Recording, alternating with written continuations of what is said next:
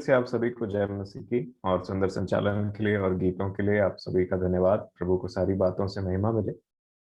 और आइए हम वचन में चलें, जहाँ से कल हमने स्टॉप किया था। प्रार्थना करेंगे परमेश्वर पिता से सहायता के लिए इन वचनों के लिए।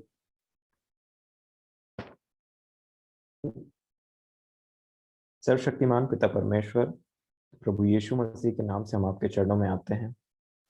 धन्यवाद देते हैं आपको इस सुंदर संगति के लिए, और आपसे सहायता मांगते हैं प्रभु जी की आज के वचनों पे आप आशीष दें और आपकी दया हम सब पर हो, ताकि हम आपके बातों को, आपके ज्ञान को भली भांति समझ सकें और आपकी इच्छा में अपना जीवन व्यतीत कर सकें। विनती प्रभु यीशु मसीह के नाम से मांगते हैं, जैसे सुने और ग्रहण कर लें। आमीन।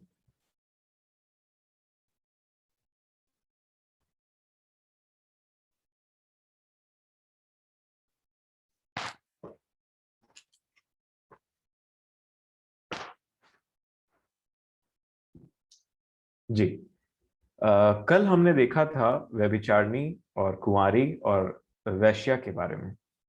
आज मैं जल्दी से आपके साथ में ये शेयर करना चाहूंगा कि इन सब का रीजन क्या होता है। एक प्रोस्टिट्यूशन में जाने का या वैश्या बनने का जो जर्नी रहता है, एक कुंवारी कैसे वैश्या बनती है और किस प्रकार से उसको खींचा जाता है। शैतान इस संसार का मदद लेकर के, जो एक बड़ी वैश्या का, वैश्याओं की माता बोलना चाहिए, सबसे मदर प्रोस्टिट्यूट जो बोलना चाहिए, उसके द्वारा कैसे उसको खींचता है। मेरे साथ आप निकाल लीजिए होशे नबी की पुस्तक 2 अध्याय और 5 वचन से मैं पढ़ूंगा आपके सामने। ध्यान से आप सभी देखें, और मैं आपसे रिक्वेस्ट करूंगा कि जरूर आप निकालें और बाइबल से मैच करें कि ये बातें यूं ही हैं कि नहीं। होशे नबी की पुस्तक 2 अध्याय 5 वचन लिखा है, उनकी माता ने छिनाला किया है, जिसके गर्भ में वे पड़े, उसने लज्जा के योग्य काम किया है। उसने कहा, मेरे यार, इंग्लिश में मैंने आपको बताया था ये मेरे यारों हैं, एक से ज्यादा हैं। मेरे यार, यार लिखा है यहाँ पे, यारों जो यार जो मुझे रोटी पानी ऊन सन तेल और मद्य देते हैं, मैं उन्हीं के पीछे चलूंगी। अगर आप इंग्लिश में पढ़ेंगे तो यहाँ पे एक जगह सिर्फ मेरे यार लिखा है, बाकी रोटी के पहले भी माई लिखा है, वाटर के पहले भी माई लिखा है। मतलब रोटी के पहले भी माई, मेरे लिखा, मेरा, मेरा रोटी, मेरा पानी, मेरा ऊन, मेरा सन, मेरा तेल, ये इस प्रकार है। इंग्लिश में हर वर्ड के पहले माई लिखा है, मेरा।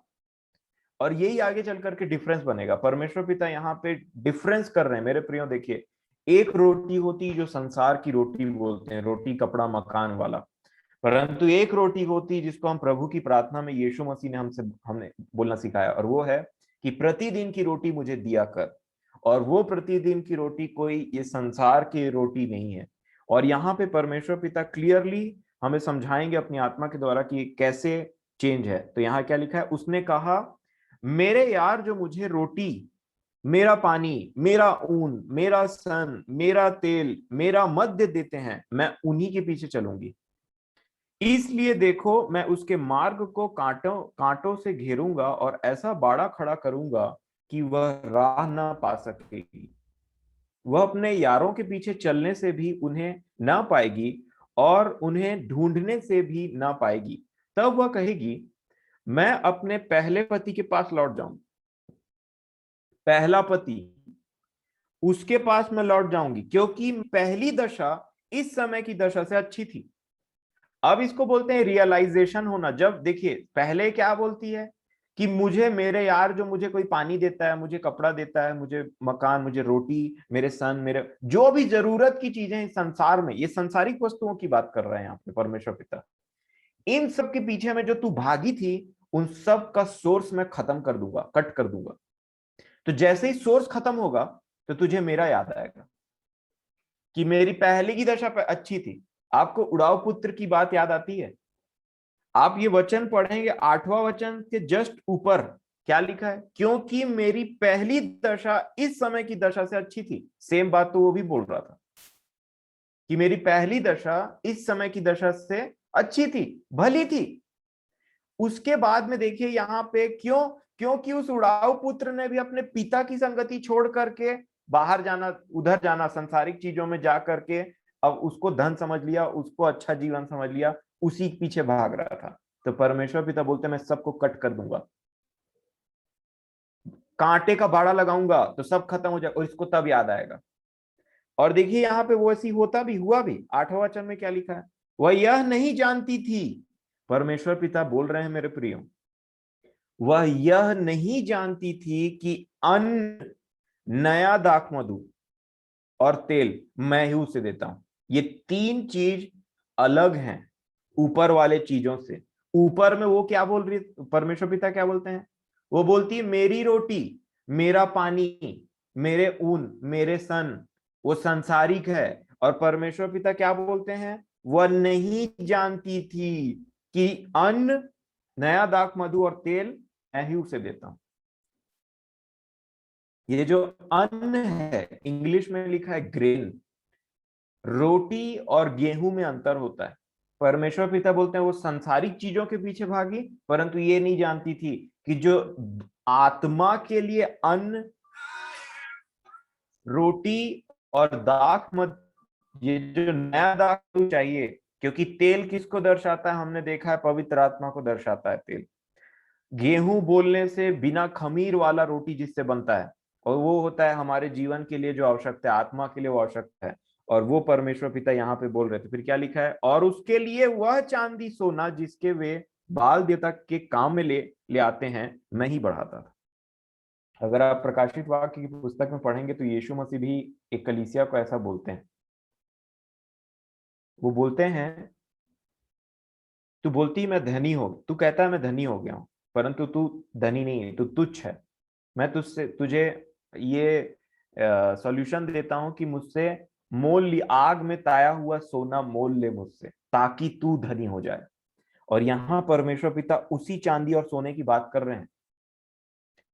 और उसके लिए वह चांदी सोना जिसको वो बाल देवता के काम में ले आते हैं मैं ही बढ़ाता था। इस कारण मैं अन्न की ऋतु में अपने अन्न को और नए दाख मधु के होने के समय में अपने नए दाख मधु को हर लूंगा, मैं नहीं दूंगा वो चीजों को। फिर आगे वो क्या लिखे हैं, अब देखिए, अब वो इज़राइल जिसको अपना कपड़ा, अपना सन बोलती थी, वो सांसारिक अन्न और सांसारिक सन और कपड़ा है। परंतु परमेश्वर पिता यहाँ क्लियरली उस चीज को अलग करते हैं और क्या बोलते हैं, देखिए क्या लिखा है 9वें वचन के दूसरे पार्ट में, और अपना ऊन। वो परमेश्वर पिता बोल रहे मेरा ऊन और सन भी जिनसे वह अपना तन ढांपती मैं छीन लूंगा।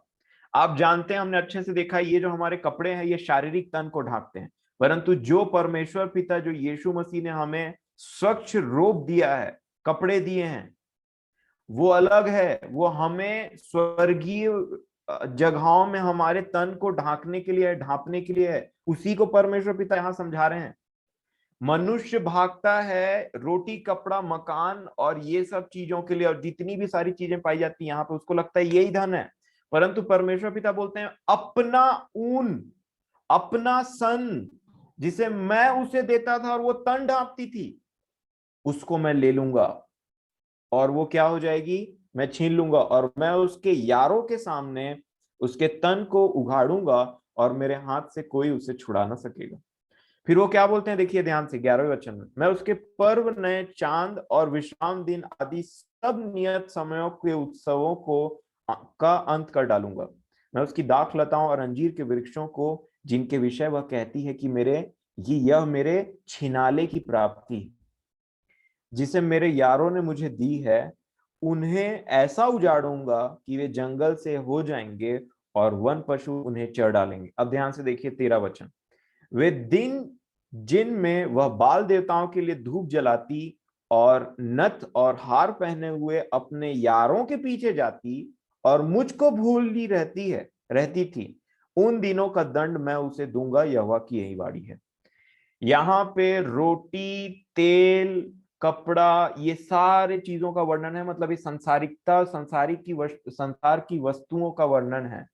उसके बाद में दूसरा वर्णन क्या किया परमेश्वर पिता ने, उन्होंने कहा कि मेरा जो ऊन, मेरा जो सन, मेरे जो दाख मधु, मेरा जो तेल मैं उसे देता था, जिससे वो तृप्त हुआ करती थी, मैं उसको कट कर दूंगा।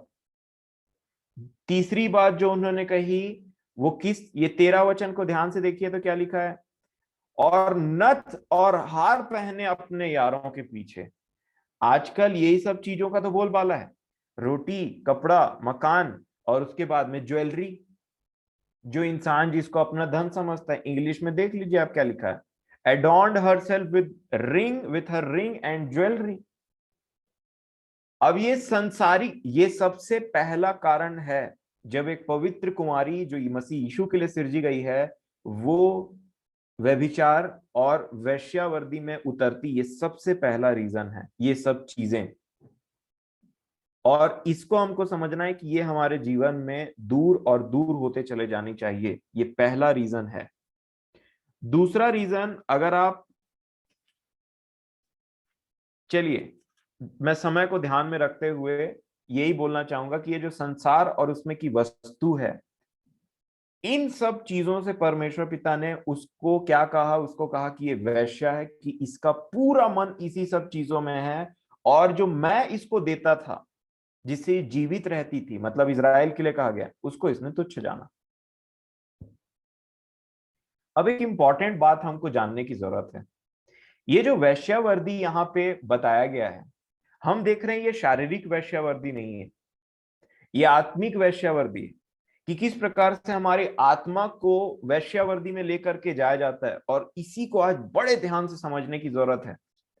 मैं फिर से एक बार प्रभु से सहायता मांगूंगा कि वो हमारी सहायता करें इन बातों को ठीक ठीक समझने के लिए।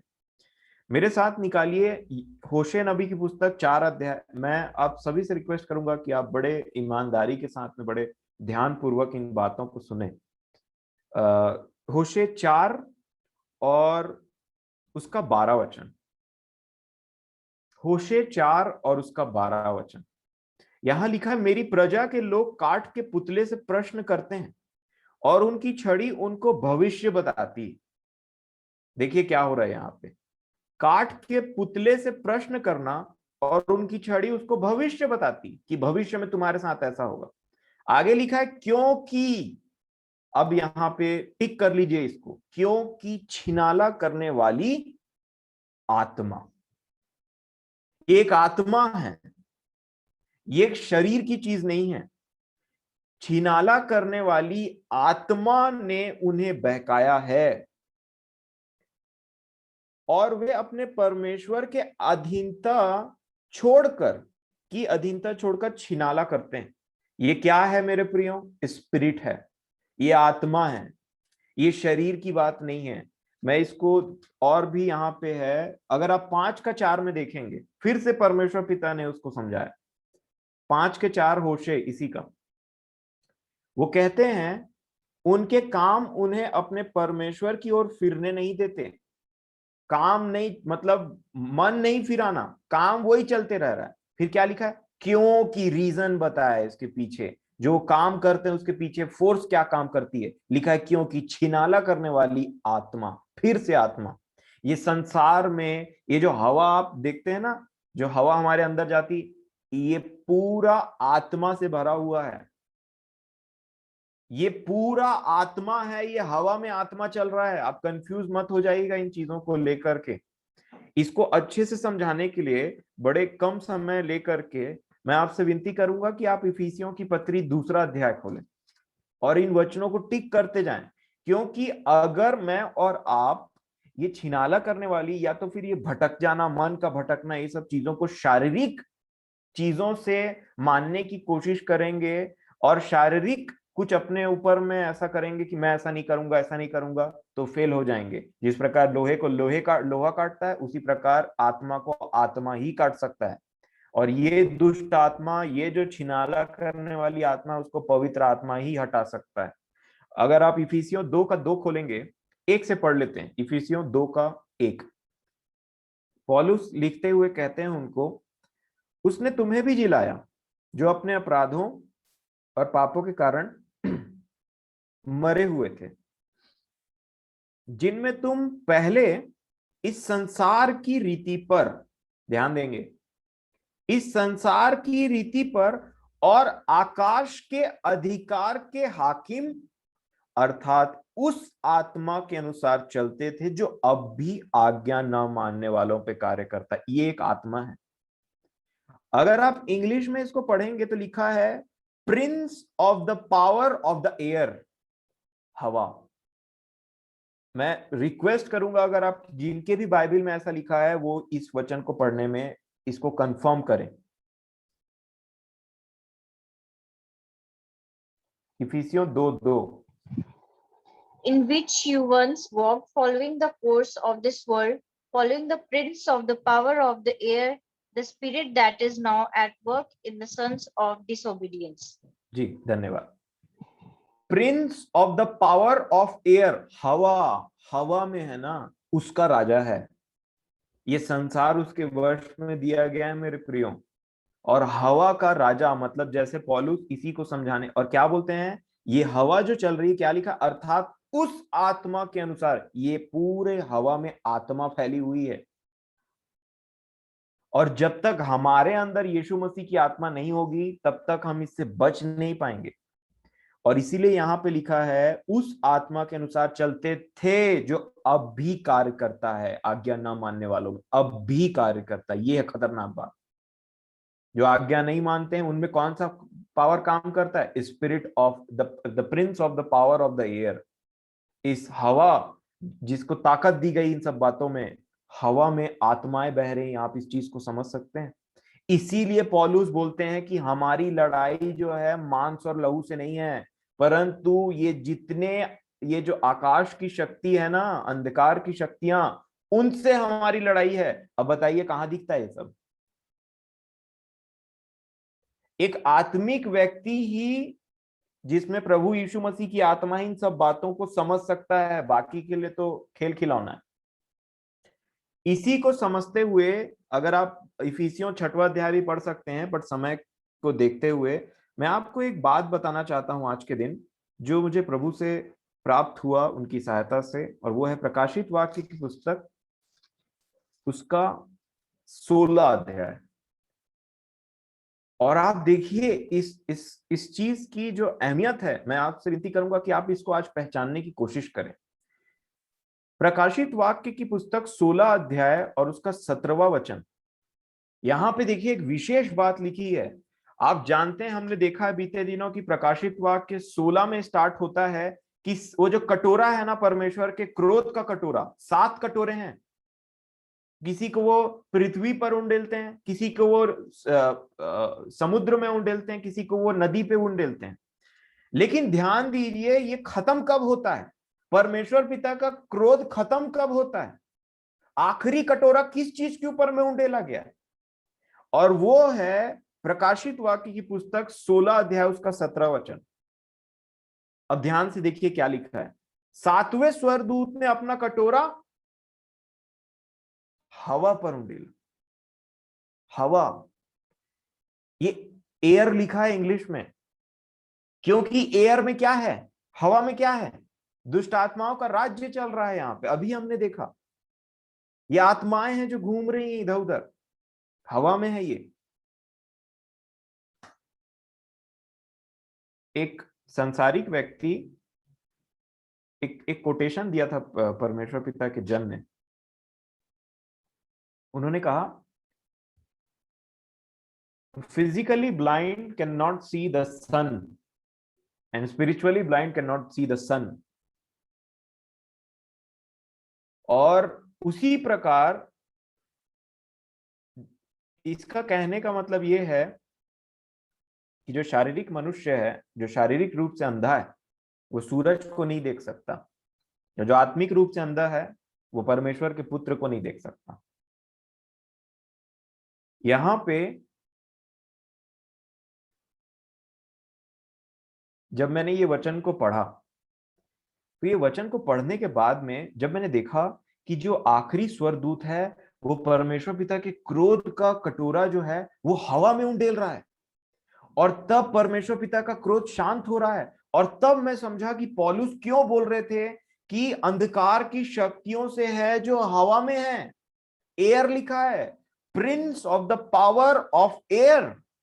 हवा में ही ये आत्माएं घूम रही इधर उधर और रेडी है कब अटैक करें और कब इन चीजों को हम हमसे दूर करें। और यह संसार की आत्मा, और आप देखिए वह, जैसे मैंने बोला कि physically blind can not see the sun and spiritually blind can not see the sun, उसी प्रकार ये जो शारीरिक व्यक्ति है ये सिर्फ एयर पॉल्यूशन को देख सकता है, जिसको बोला जाता है यहाँ पे बहुत अस्थमा हो जाता है, ये है वो, परंतु जो स्पिरिचुअली जिसके आंख खुले हुए हैं वो इन बातों को भी समझता है कि ये हवा में ना पॉल्यूशन कब का आ चुका है, आज का नहीं है।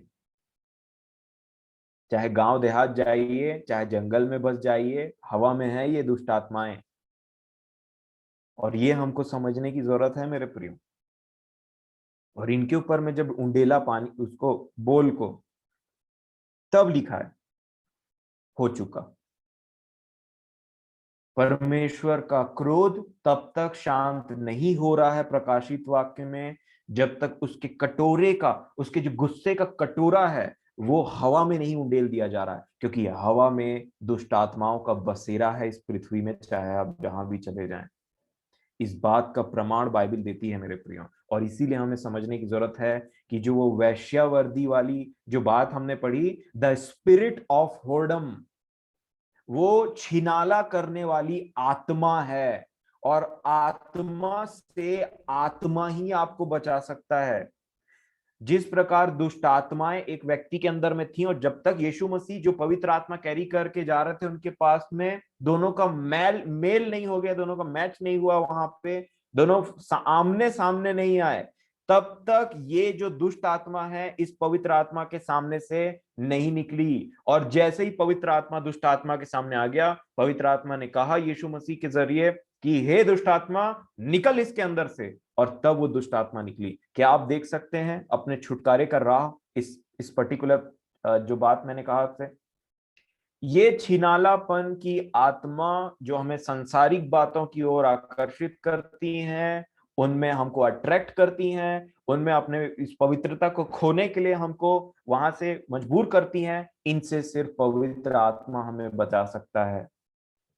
और कोई ऐसी चीज नहीं है जो बता सकती, क्योंकि अगर ये शारीरिक चीज होती ना तो शरीर में अगर चोट लगता है तो आप मलहम लगा करके उसको ठीक कर सकते हैं, परंतु आत्मा में अगर कैप्चर हो गया है, ह्यूमन सोल में अगर किसी का कैप्चर है, कल हमने प्रकाशित वाक्य में देखा था कि किस प्रकार लास्ट बात जो लिखी हुई है कि वो बड़ी वेश्या के अंदर लास्ट बात क्या थी, अगर आप निकाले हुए प्रकाशित वाक्य तो निकाल लीजिए 18 अध्याय, 18 अध्याय के 13 वचन में ये सब बातों को, चीजों के बाद में, मटेरियलिस्टिक थिंग बोलने के बाद में लास्ट में क्या बोल लिखा है, और लास्ट वचन देखेंगे यहां पे खत्म होता है 13 वचन, मनुष्यों के प्राण, मनुष्यों के प्राण, मैं फिर आपसे कहता हूं मनुष्यों के प्राण, सोल्स ऑफ ह्यूमंस, ये भी वो वैश्या कैप्चर करके रखी हुई है, क्योंकि ये स्पिरिट ऑफ वोर्डम है, ये आत्मा है, ये शरीर की बात नहीं जिससे कोई निकाल ले, ये ऐसी स्पिरिट है जो मनुष्यों के प्राण को कब्जा करके रखी। और ये आत्मा से मुझे और आपको कौन बचा सकता है? कुछ लोग अभी अभी आए हैं, मैं नहीं चाहता कि एक भी व्यक्ति इस चीज से अनजाना रहे, और मैं हर इसको इंपॉर्टेंस देने के लिए मैं फिर से आपसे रिक्वेस्ट करूंगा, आप जल्दी से होशे नबी की पुस्तक 4 अध्याय और 12 वचन निकाल लीजिए और इसमें मार्क कर लीजिए। फिर से मैं फिर से पढ़ता हूं, होशे 4:12, मेरी प्रजा के लोग काठ के पुतले से प्रश्न करते हैं और उनकी छड़ी उनको भविष्य बताती है, क्योंकि छिनाला करने वाली आत्मा ने उन्हें बहकाया है। ये आत्मा है जिसको हम देख रहे हैं, ये संसार की आत्मा है। और उसके बाद में 5:4 में भी परमेश्वर पिता कहते हैं मेरे प्रियो, क्या लिखा है, उनके काम उन्हें अपने परमेश्वर की ओर फिरने नहीं देते, क्योंकि छिनाला करने वाली आत्मा, आत्मा शरीर से ज्यादा ताकतवर होती है। आप देखिए नए नियम में जब यीशु मसीह आए तो उन्होंने बाइबल हमको बताती है एक्चुअल में कि शरीर के ऊपर में आत्मा कैसे प्रबल होती, इसलिए दुष्ट आत्मा उस आदमी को प्रबल करके बैठे हुए हैं। और जब तक पवित्र आत्मा के साथ एनकाउंटर नहीं होगा तो ये आत्माएं नहीं निकलेंगी, क्योंकि शरीर निकाल ही नहीं सकता। आप देखिए एक व्यक्ति का बेटा, उसको दुष्ट आत्मा पटकती थी, मुंह से वो फेन फेंकता था, लेकिन इतने सारे लोग होने के बावजूद भी उस आत्मा का कुछ नहीं बिगाड़ पा रहे थे। आपने ध्यान दिया इस बात पे? कोई भी शारीरिक मनुष्य आत्मा से लड़ नहीं सकता, दुष्ट आत्मा इतनी ताकतवर हैं, लेकिन हमारे परमेश्वर पिता ने हमको इतनी सामर्थ दे करके रखी है, क्योंकि कि हम अपना मन फिरा करके उस पवित्र आत्मा को पुकारें प्रभु यीशु मसीह के नाम से, तो वो आत्मा हमारे अंदर आती है और दुष्ट आत्मा ऐसे छूमंतर होती है। और ये है परमेश्वर का नॉलेज, और इसी के नहीं होने के वजह से परमेश्वर पिता के लोग बंधुआई में जाते हैं। और इसीलिए मेरे प्रियो देखिए प्रकाशित वाक्य में क्या लिखा, आखिरी जो बोल उंडेला गया किसके ऊपर में, हवा के ऊपर में। क्योंकि इफिसियों 2:2 मैं फिर से रिपीट करता हूं, उसमें ऐसा लिखा है कि आत्मा जो हवा में है, the Prince of the power of the air, ये याद रखिए, हवा में है ये आत्माएं। और जब तक मैं और आप पवित्र आत्मा से नहीं भरे रहते हैं, इसीलिए उसका नाम है पवित्र। वो यीशु मसीह की आत्मा और हमको प्रतिदिन पवित्र रखती और रखता है और बनाते चले जाता है। और जब तक ये नहीं रहेगा, हमको छिनाल बनने से कोई नहीं रोक सकता। ये बात हमको एकदम से हमारे हृदय, दिमाग और सब जगह फिट हो जाना चाहिए, चाहे आप कितनी कोशिश कर लीजिए, क्योंकि शरीर आत्मा से लड़ाई नहीं कर सकता। और इसी को हम आगे समझते हुए, सबसे पहले हमने देखा कि क्या क्या रीजन होता है। कपड़ा, ये रोटी, कपड़ा, पानी, तेल, संसारिक वस्तु, इवन ज्वेलरी, संसारिक वस्तु, इसी के चलते परमेश्वर पिता के लोग उनसे भटक जाते हैं। पौलुस ने क्या कहा पहला तीमुथियुस 6वां अध्याय में, उन्होंने कहा पैसे की प्रीति हर बुराइयों का जड़ है, और इसी को प्राप्त करने की वजह से कई लोग ने अपने विश्वास को ना छलनी कर दिया है, छलनी कर दिया अपने विश्वास को। और इसी को समझने के चलते आगे, इसी को समझने की कड़ी में हम आगे देखेंगे कि परमेश्वर पिता का कंप्लेन क्या है होशे नबी की पुस्तक में। और उससे जो मैंने सीखा मैं आपके सामने में रखूंगा, और आप मेरे साथ में सबसे पहला रीजन निकालें, सबसे पहला कारण हम देखेंगे होशे नबी की पुस्तक 6वां अध्याय और उसका 4 वचन। होशे 6 और 4, यह सबसे पहला कंप्लेन परमेश्वर पिता का। मतलब पहला बोलने से मैंने इस चीज को ऐसे तैयार किया है, तो मैं उस चीज को ऐसे बोल रहा हूं, है ना। आप पढ़ेंगे और आपको मिल सकता है। तो जो मैंने प्राप्त किया, जो प्रभु ने मुझे सिखाया, वो आपके सामने मैं शेयर कर रहा हूं। होशे नबी की पुस्तक 6:4 में सबसे पहला कंप्लेन वो बोलते हैं, हे अप्रेम, मैं तुझसे क्या करूं, क्वेश्चन मार्क, मैं तुझसे क्या करूं। हे यहूदा, मैं तुझसे क्या करूं। अप्रेम और यहूदा, मैं तुमसे क्या करूं। क्यों, तुम्हारा स्नेह तो भोर के मेघ के समान और सवेरे उड़ जाने वाली ओस के समान है। अनस्टेबल प्रेम। आज हमारा प्रेम प्रभु में स्टेबल है कि संडे के दिन ज्यादा हो जाता है, और अपनी बारी जब मीटिंग में आती है तब ज्यादा हो जाता है, या फिर पर्टिकुलर दिन में ज्यादा हो जाता है, उसके बाद में ठंडा। यहां पे 6वें वचन में उन्होंने फिर कहा, क्योंकि मैं बलिदान से नहीं, तुम जो बलिदान चढ़ाते हो, कितना पैसा चढ़ाओ, कुछ भी चढ़ाओ, मुझे वो सब चीजों से मतलब नहीं, बोलते हैं परमेश्वर पिता, क्योंकि मैं बलिदान से नहीं, स्थिर प्रेम ही से प्रसन्न होता हूं। स्टेबल प्रेम। ये समय हमें चिल्ला चिल्ला करके कह रहा है, मैं समझता हूं ऐसा, कि अपने प्रेम को हमें स्टेबल करने का टाइम आ गया है। हम परमेश्वर पिता में वो स्टेबिलिटी को ग्रहण कर लें, और जो स्टेबिलिटी आती है इस प्रकार से कि आप कंटिन्यूअसली उस प्रेम में बने रहते हैं, और कंटिन्यूअसली वो जो प्रेम परमेश्वर पिता का है, उसमें ना दाएं मुड़ना ना बाएं मुड़ना। और इन सब प्रेम के विषय में, इन सब चीजों के विषय में हमको जानना जरूरी, क्योंकि वहां पे वो क्या कहते हैं,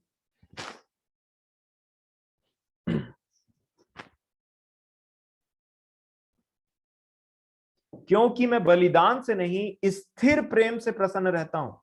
एक हस्बैंड और वाइफ के तरीके से दर्शाया गया है कलीसिया को और यीशु मसीह को। अगर ये जो ब्राइड टू बी है ना, जो कुंवारी स्त्री है, उसका प्रेम फ्लक्चुएट होता रहे तो कैसा रहेगा, कभी इधर कभी उधर।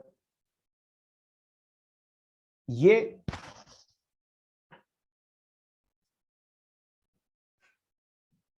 क्षमा करेंगे, ये परमेश्वर पिता का पहला कंप्लेन था मेरे प्रियो। वो बोलते हैं तुम्हारा प्रेम तो, तुम यहां पे लिखा है होशे 6:4 में, तुम्हारा स्नेह तो भोर के मेघ के समान। भोर का मेघ कैसे होता है, आता है और जैसे ही समय पार होता है चले जाता है, ऐसा प्रेम।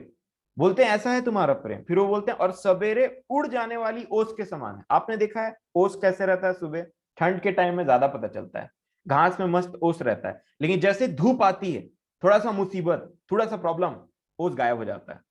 अगर मुझे और आपसे परमेश्वर पिता बोले कि तुम्हारा प्रेम जो है उस ओस के समान है जो सुबह तक रहता है और जैसे ही धूप पड़ता है उसमें गायब हो जाता है, तुम्हारा प्रेम स्टेबल नहीं है, दिन भर नहीं चल पाता तुम्हारा प्रेम। कई बार जो फोन है उसका बैटरी खराब हो जाता है, जैसे मेरा लैपटॉप का बैटरी खराब हुआ था कुछ दिन पहले, मैं आपको बता रहा था। तो बैटरी अगर टाइम तक नहीं चल पाता है ना तो उसको चेंज कर देते हैं, क्योंकि उसके ऊपर भरोसा नहीं किया जा सकता, उसका ड्यूरेबिलिटी नहीं है, और चेंज करके वो बैटरी लाते हैं जो चले। आप देखिए मोबाइल आजकल जो बिकते हैं उसमें लोग बड़ा बैटरी खोजते हैं, उनको बड़ा बैटरी चाहिए, ड्यूरेबिलिटी चाहिए, तभी तो मोबाइल बदल रहे हैं।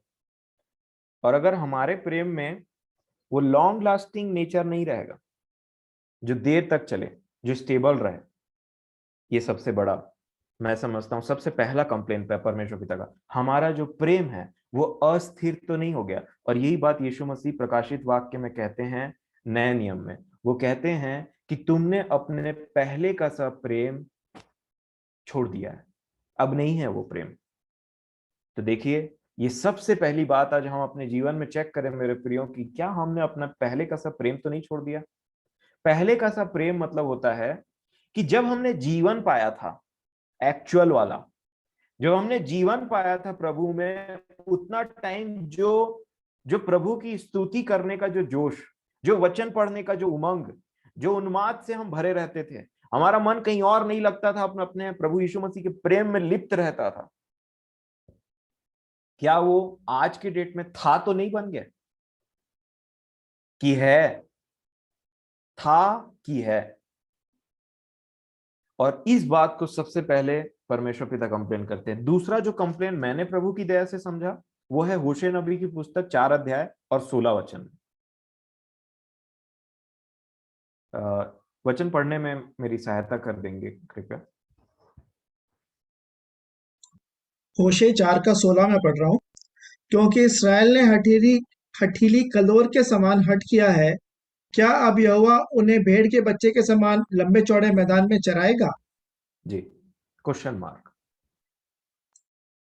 हठीली कलौर, स्टबन हेफर, इंग्लिश में ऐसा लिखा है, जिद्दी, हट करने, जिद और हट करने वाले। आपने ध्यान दिया इब्रानी की पुस्तक में कितनी बार लेखक ने कहा है, यदि तुम आज उसका शब्द सुनो तो अपने मन को कठोर मत करना। रोमियो की पुस्तक में ऐसा लिखा हुआ है कि क्या तू परमेश्वर की कृपा और सहनशीलता को तुच्छ जानता है? क्या ये नहीं समझता कि ये तुझे मन फिराव का अवसर देती, परंतु अपने मन को कठोर करके तू अपने लिए परमेश्वर का क्रोध कमा रहा। ऐसा बाइबल बता, ये हट। अगर देखिए कलोर मतलब क्या होता है पता है? स्टबन हेफर, जो जिद्दी। मैं आपको एक वीडियो भेजूंगा, उसको आप देखिएगा, क्योंकि थोड़ा सा वो पिक्टोरियल प्रेजेंटेशन और वो वीडियो वाला रहता है ना, थोड़ा अच्छे समझ में आता है और अच्छा भी लगता है ना। वहां 3 लोग एक गाय को ट्रक में चढ़ाने के लिए इतना मशक्कत कर रहे हैं और उसको ढकेल रहे, कभी लाठी मार रहे हैं, कभी कुछ, और वो ना अपना पैर को ना ऐसे करके वो टेक दी, नहीं जा रही है। आपने अच्छा ये तो आपने तो मेरे को एक एग्जांपल याद आया प्रभु की दया से। आप तो मत्कुद द्वीप गए होंगे अधिकतर लोग, कैसे भैंस जो है वहां पे बैठ जाता था, उसको मार रहा है, बैठ गया लास्ट में।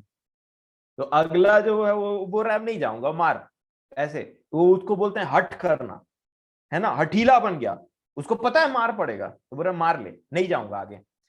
कई बार हम परमेश्वर का वचन सुनते हैं या पढ़ते हैं और उसके बाद कुछ सीखते हैं, परमेश्वर पिता बोलते हैं चलो चलो भाई, कभी सांटी भी पड़ गया, चलो आगे बढ़ो, हमारा तो सामने वाला हाथ दोनों पैर टेक दिए हैं ऐसे करके। ये है कंप्लेन मेरे प्रियो।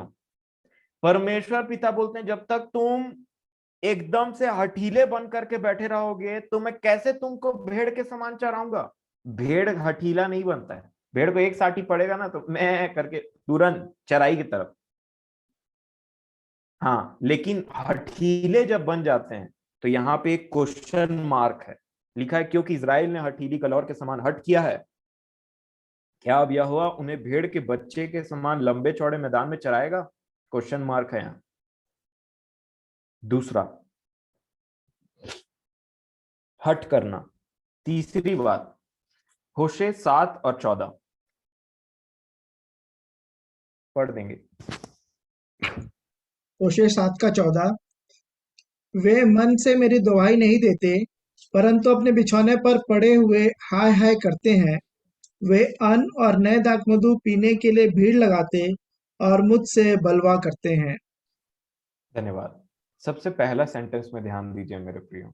तीसरी जो रीजन जो मैंने समझा और अपने जीवन के लिए मैंने इसे देखा, और लिखा है वे मन से मेरी दुहाई नहीं देते। इसको बोलते हैं आधा अधूरा हृदय लेकर के परमेश्वर पिता के पास में बैठना। परमेश्वर पिता कभी भी आधे अधूरे मन से किया हुआ कोई भी काम ग्रहण नहीं करते। लिखा है हर्ष से देने वाले से परमेश्वर पिता प्रीति रखते हैं और प्रसन्न रहते हैं। चाहे कोई भी हम काम क्यों ना करें, हर्ष से करें। बाइबल हमको कई बार बताती है कि कुड़कुड़ा और बुड़बुड़ा करके कोई काम नहीं करना चाहिए, परंतु ऐसी सेवा करो जैसे किसी मनुष्य की नहीं, मानो मसीह की सेवा करते हो। अगर आप सबसे बड़े नियम की बात मैं करूं, नया नियम का हमारे लिए, उसमें लिखा है तू अपने परमेश्वर से अपने सारे प्राण, सारे मन, सारी बुद्धि, सारी शक्ति, पूरा बोला है। ऐसे नहीं बोला कि अपने परमेश्वर से प्रेम करना। स्पेसिफिकली बाइबल हमको बताती है सारे प्राण, सारी बुद्धि, सारी शक्ति, मतलब होल हार्ट, पूरा हृदय देना है अपने परमेश्वर पिता को। मैंने आपसे एक बात कहा था, याद है आपको? हमने मीटिंग की थी तो प्रभु ने जो मुझे सिखाया, ये भारत में सेंट्रल अलग है और स्टेट अलग है। सेंट्रल गवर्नमेंट वाला कुछ और बोलता है, स्टेट गवर्नमेंट वाला अपना नियम चलाता है। अगर सेंट्रल और स्टेट मिल जाए तो भारत कहां से कहां पहुंच जाएगा, और कहां से कहां पहुंचे या ना पहुंचे वो मैं नहीं जानता, लेकिन सेंट्रल जो बात बोलेगा अगर स्टेट उसको करे तो ये हार्मनी मानी जाएगी कि पूरा देश एक डायरेक्शन में चलता है। परंतु सेंट्रल कुछ और बोलता है, स्टेट गवर्नमेंट कुछ और बोलता है, इसीलिए दंगे फसाद होते हैं, इसीलिए रैली निकलती है, क्योंकि एक मन नहीं है। इसी को हम ऐसा समझें कि मान लीजिए जो हमारा जो पूरा हार्ट है एक देश के समान है, जिसमें अलग अलग स्टेट हैं, और अलग अलग स्टेट में अगर सेम बात नहीं चल रही है तो सेंट्रल की बात नहीं मानी जाएगी, बलवा हो जाएगा। उसी प्रकार यहां पे बोलते हैं वो मन से मेरी दुहाई नहीं देते। अब देखिए, दुहाई चल रही है, प्रार्थना चल रही है, गीत चल रहे हैं, लेकिन मन से नहीं निकल रहा है। और हम, मैं और आप बहुत अच्छे तरीके से जानते हैं, ये मुंह से निकला हुआ शब्द, ये हाथ से किया हुआ जो भी हमारे कर्तव्य हैं, वो नहीं देखते परमेश्वर पिता। परमेश्वर पिता हमेशा हृदय को देखते हैं कि कौन व्यक्ति किस हृदय, किस मनसा से क्या कर रहा है। जैसे अधोलोक और विनाश लोक उस परमेश्वर पिता की आंख के सामने खुले हैं, वैसे ही मनुष्य के मन और विचार भी उसके सामने एकदम से प्रकट है। तो 3 रीजन जो मैंने अपने जीवन के लिए देखा है, और पहला रीजन क्या हमने देखा? पहला रीजन है अनस्टेबल लव, जो अस्थिर प्रेम है हमारा, वो नहीं होना चाहिए। दूसरा रीजन जो हमने देखा वो है हठ नहीं करना है। जब कभी वो, क्या तू परमेश्वर की, ऐसा लिखा है जब वो तुझे दंड दे या तेरी ताड़ना करे तो तू इसको हल्की बात मत जान। परमेश्वर जिसको प्रेम करता है उसी से वो, उसी को ताड़ना देता है। तो उस उतना टाइम हठ नहीं करना है।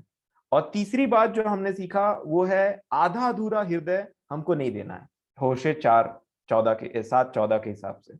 और ये बात हमने पहले भी देखा है। ये 3 रीजन है कि परमेश्वर पिता ये कंप्लेन करते हैं, ये 3 रीजन बताते हैं कंप्लेन करके कि तुम ऐसे हो। इनमें से हम अपने अपने जीवन को चेक कर लें। तो ये सबसे बड़ी बात है। अब सॉल्यूशन बोलने से, अब प्रॉब्लम तो आपने बता दिया, अब सॉल्यूशन क्या है? तो सॉल्यूशन, जब कभी भी हम किसी वचन को सुनते हैं, एक सॉल्यूशन को छोड़ करके और कोई सॉल्यूशन नहीं है, और वो है मन फिराओ। कोई भी संदेश को हम सुनते हैं तो उसका जो सॉल्यूशन बोलने से क्या करें भाई, है ना? क्वेश्चन मार्क तो बहुत सारे आपने डाल दिए, ऐसा है क्या, ऐसा है, अब है तो क्या करें? तो मन फिराना है। और परमेश्वर पिता साफ एक बात बोलते हैं, अगर आप 5:15 में देखेंगे तो यहाँ पे वो एक बात बोलते हैं, होशे 5:15।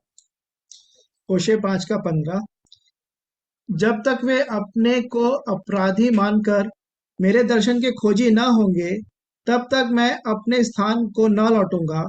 और जब वे संकट में पड़ेंगे, तब जी लगाकर मुझे ढूंढने लगेंगे। और जब वे संकट में पड़ेंगे, तब जी लगाकर मुझे ढूंढने लगेंगे। जी, लिखा है जब तक वे अपने को अपराधी मानकर मेरे दर्शन के खोजी ना होंगे।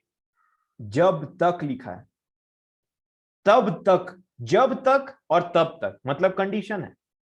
जब तक वे अपने आप को अपराधी नहीं जान करके मेरे दर्शन के खोजी, तब तक मैं अपने स्थान को ना लौटूंगा। यीशु मसीह ने क्या कहा?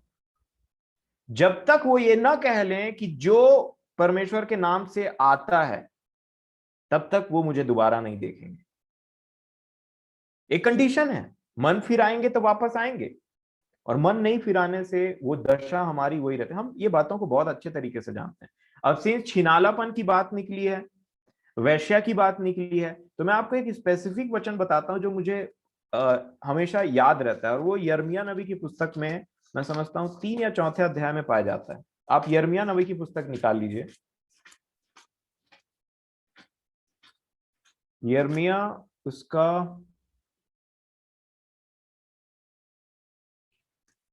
इसमें बहुत सारी बातें हैं, बट जो स्पेसिफिकली मैं बोलना चाहता हूं ये वो यिर्मयाह, जी, यिर्मयाह नबी की पुस्तक 3 अध्याय और 12 वचन को पढ़ेंगे और 13 वचन। यिर्मयाह 3:12 और 13, तू जाकर उत्तर दिशा में यह बातें प्रचार कर, यहोवा की यह वाणी है, हे भटकने वाली इस्राएल लौट आ, मैं तुझ पर क्रोध की दृष्टि ना करूंगा, क्योंकि यहोवा की यह वाणी है, मैं करुणामय हूँ, मैं सर्वदा क्रोध ना रखे रहूंगा। केवल अपना यह अधर्म मान ले कि तू अपने परमेश्वर यहोवा से फिर गई और सब हरे पेड़ों के तले इधर उधर दूसरों के पास गई और मेरी बातों को नहीं माना। यहोवा की यह वाणी है। जी हाँ, यहां लिखा है मैं तुझसे, मैं गुस्सा नहीं हूंगा। 13 वचन में क्या लिखा है? केवल, ओनली एक्नॉलेज योर सिन।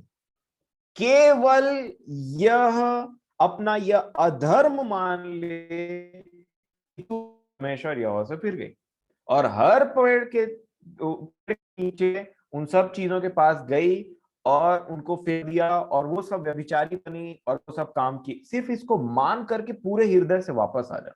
एक जगह तो यहाँ पे वो कहते हैं कि मैं तेरा भटकना सुधार दूंगा। अगर आप 3:22 पढ़ेंगे तो यहाँ पे ऐसा लिखा है, मैं पढ़ देता हूं।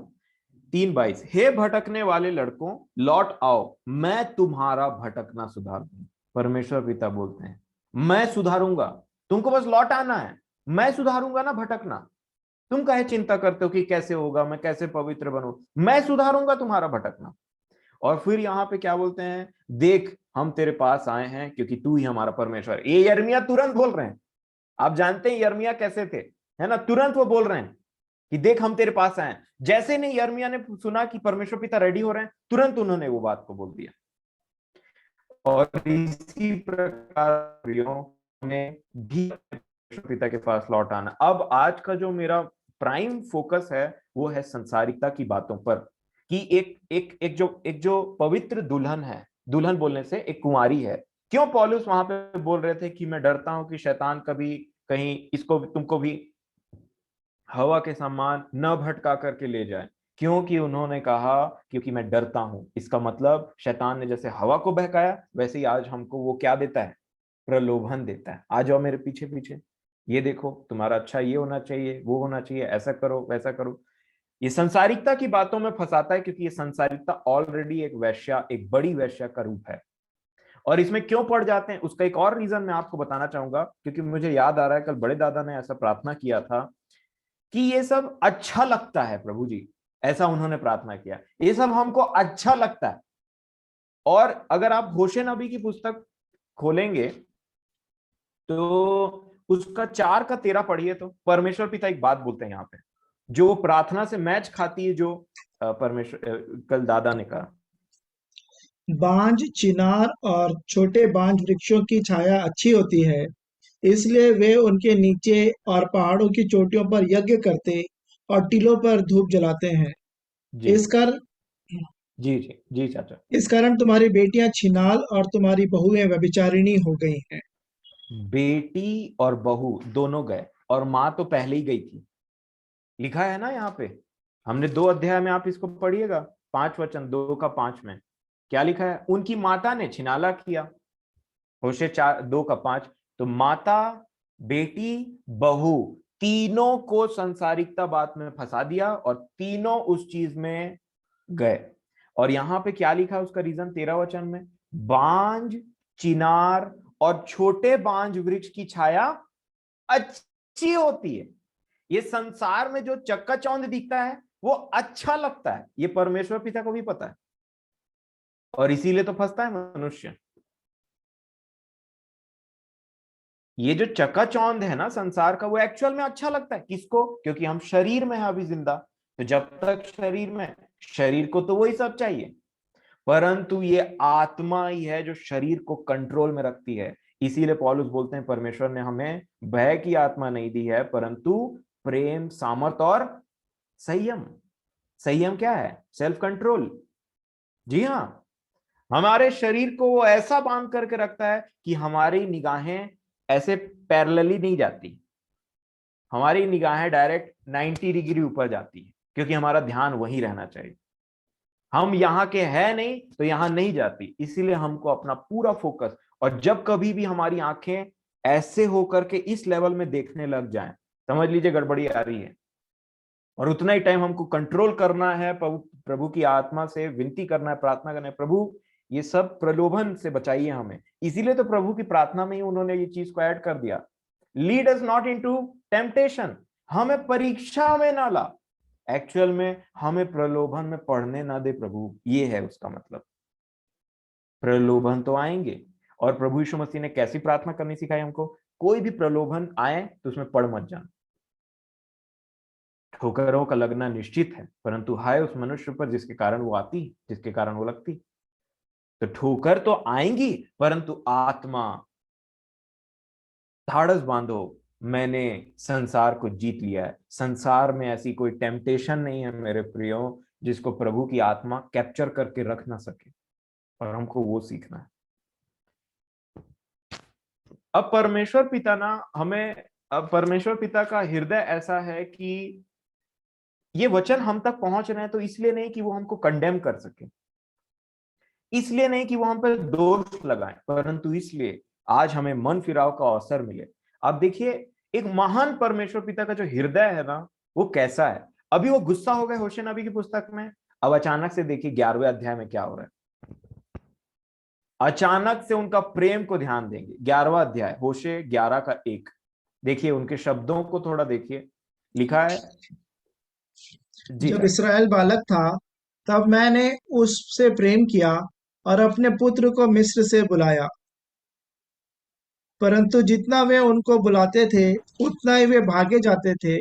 वे बाल देवताओं के लिए बलिदान करते और खुद ही मूर्तों के लिए धूप जलाते गए। जी 3rd वचन चाचा। मैं ही एप्रैम को पांव पांव चलाता था और उनको गोद में लिए फिरता था, परंतु वे न जानते थे कि उनका चंगा करने वाला मैं हूँ। मैं उनको मनुष्य जानकर प्रेम की डोरी से खींचता था, और जैसा कोई बैल के गले की जोत खोलकर उसके सामने आहार रख दे, वैसा ही मैंने उनसे किया। जी धन्यवाद। होशे 11 अध्याय आप अच्छे से पढ़िएगा, मैंने तो आपसे पहले ही कहा पूरा जो होशे का पुस्तक है उसका अच्छे से पढ़े, पर जब 11 अध्याय में आप पहुंचेंगे तब परमेश्वर पिता क्या बोलते हैं पता है। पहला वचन, जब इज़राइल बालक था, जब वो छोटा सा बच्चा था इज़राइल, तो मैंने क्या किया, तब मैंने उससे प्रेम किया। कितने अनमोल शब्द हैं, कितने प्रेम भरे शब्द हैं, आप ध्यान दीजिए। जब वो बालक था ना तो मैं उससे प्रेम किया। फिर वो क्या बोलते हैं, अप्रैम के लिए 3 वचन में क्या लिखा है, मैं ही अप्रैम को पांव पांव चलाता था। अब देखिए जब बच्चे को चलाते हैं तो दोनों हाथ को ऊपर पकड़ करके कैसे चलाया जाता है, 1 पैर 2 पैर ऐसे ऐसे करके, है ना, कितना अच्छा लगता है। और जो देखने वाले हैं वो भी खुश होते हैं। एक माता, एक पिता जब अपने बच्चे को चलाते हैं जो चल नहीं पाता है, बोलते हैं चलो पैर रखो, तो एक पैर रखता है, फिर ऐसे पैर, फिर बच्चा एक स्माइल देता है अच्छा सा कि मैं चल पा रहा हूं करके, और भूल जाता है कि मेरे किसी ने पकड़ा हुआ है। और परमेश्वर पिता बड़े प्रेम से एक पिता के समान, एक माता के समान उस चीज को याद करते हैं कि मैंने इन्हें प्रेम किया, मैंने इन्हें चलाया, पैर पैर चलाया, परंतु जो ही मैं इन्हें बुलाता वही ये उल्टी दिशा में भाग जाते हैं। और इन सारी बातों को, अपने क्रोध को प्रकट करने के बारे में बाद में वो क्या बोलते हैं, देखिए यहाँ पे 8 वचन, वो बोलते हैं हे अप्रैम, मैं तुझे कैसे छोड़ दूं, कैसे छोड़ दूं मैं तुझे। फिर वो बोलते हैं हे इज़राइल, मैं कैसे तुझे शत्रु के वश में कर दूं, कैसे करूं ये। गुस्सा तो उन्होंने दिखा दिया, परंतु फिर वो बोलते हैं मैं कैसे करूं। फिर आगे लिखा है मैं कैसे तुझे अदमा के समान छोड़ दूं और सबोईम के समान कर दूं। मेरा हृदय तो उलट पुलट हो गया है, मेरा मन स्नेह के मारे पिघल गया है। ये है हमारे परमेश्वर पिता, पिघल गया है मेरा मन। बोलते हैं जो ही इज़राइल ने छिनाला किया हो, परंतु मैं एक विश्वास योग्य पति के समान फिर भी उससे प्रेम करूंगा। क्या क्या पैशन है परमेश्वर पिता के प्रेम में मेरे प्रियो। 9वें वचन में लिखा है मैं अपने क्रोध को भड़कने ना दूंगा, मैं अपने क्रोध को भड़कने ना दूंगा, और ना मैं फिर अप्रैम को नाश करूंगा, क्योंकि मैं मनुष्य नहीं परमेश्वर हूं। मैं तेरे बीच में रहने वाला पवित्र हूं, मैं क्रोध करके न आऊंगा। मेरे प्रियो, ये है एक वंडरफुल अपॉर्चुनिटी कि हम अपना मन फिरा करके और आज जांचें अपने जीवन में। हम परमेश्वर से ज्यादा दूर नहीं है, परंतु जो जो बातें हमारे जीवन में सुस्ती ला चुकी है, आत्मिक सुस्ती, और जो प्रेम को ठंडा करने वाली बात है, उन सब चीजों को आज हम जांचें। और कहीं ऐसा ना हो कि जो उसने हमें पवित्र कुंवारी का दर्जा दिया है उससे हम व्यभिचारिणी और छिनाल तक पहुंच पाए। परंतु आज परमेश्वर पिता का अनुग्रह हमसे बात कहता है कि हे मेरे लोगों, मन फिराओ और मेरे पास में वापस आओ। क्योंकि उस छिनाल, उस वैश्या, जो बड़ी बेबीलोन, बड़ी माता, जो ऐसा लिखा है बड़ा भेद, वैश्याओं की माता बड़ी बेबीलोन, वो नाश होने वाली है, उसमें से निकल आओ। हे मेरे लोगों, उसमें से निकल आओ। वो स्पीकर फोन लगा लगा करके बोल रहे हैं हे मेरे लोगों, प्रकाशित वाक्य 18:4, हे मेरे लोगों उसमें से निकल आओ, निकलो उसमें से बाहर। यीशु मसीह बोलते हैं अपने पहले के प्रेम को स्मरण कर और मन फिरा। मन फिरा का जीवन हमेशा जिंदा रहना चाहिए हमारे लाइफ में। और इसी बात को लेकर के मैं समझता हूं आज हमें एक निर्णय लेना चाहिए कि कितना घृणित रूप से हमको उस पाप को देखना चाहिए, उन बातों को देखना चाहिए जो हमारे जीवन में अभी पाई जाती हैं, जिससे हम बार बार ठोकर खाते हैं। आपको मैं घृणित से घृणित एग्जाम्पल देने की कोशिश करता हूँ। आप ट्रेन में पब्लिक टॉयलेट, ऐसा होता है ना, पब्लिक टॉयलेट, या ट्रेन में ट्रेवल करते हैं तो आपने देखा टॉयलेट कैसे रहता है। वो पाप हमें उससे भी ज्यादा बदतर दिखाई देना चाहिए, इतना गंदा लगना चाहिए ना कि घुसते साथ में जो स्मेल आता है ना, अरे बाबा रे, जल्दी से यहां से निकलो, घृणित। जी हाँ, मैं अपने जीवन में इस चीजों को ऐसा लेता हूं, मेरे को वैसा घृणा होना चाहिए, वॉमिटिंग आना चाहिए।